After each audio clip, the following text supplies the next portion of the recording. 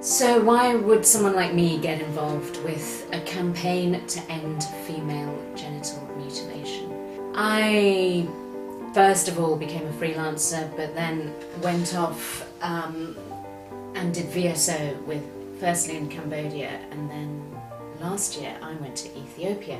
I'd got this impression of Africa that I'd seen in the movies, and which was full of joyous women,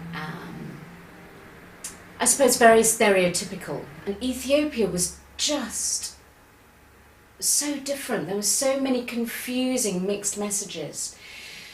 So yes, women were incredibly beautiful, and an amazing, awesome dignity.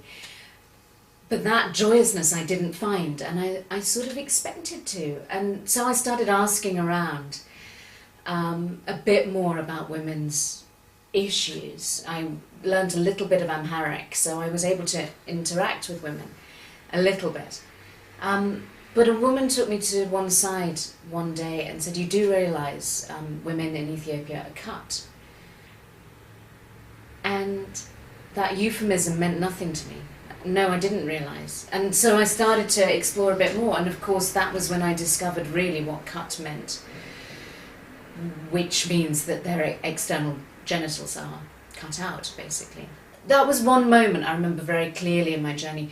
The second moment was meeting an amazing woman who's been campaigning for 60 years on this, and asking her, do I have a mandate to do this? Because I was getting scared. As a woman from the West, you know, what right do I have to basically practice what is known everywhere as cultural imperialism, cultural relativism, putting my view onto whole entire countries and communities? And she sat me down and looked at me and she said, "Would you campaign against torture?" And I said, "Well, yeah." She said, "Well, can a white man campaign against torture of black women?" And I said, "Yes, of course." And she said, "Well, that's what you're doing.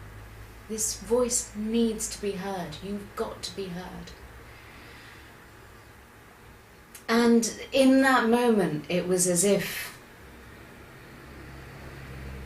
I had a blessing, as if I had a sanction from someone who was right in the thick of this debate.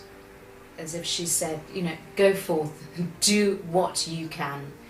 Bring this issue out in the open.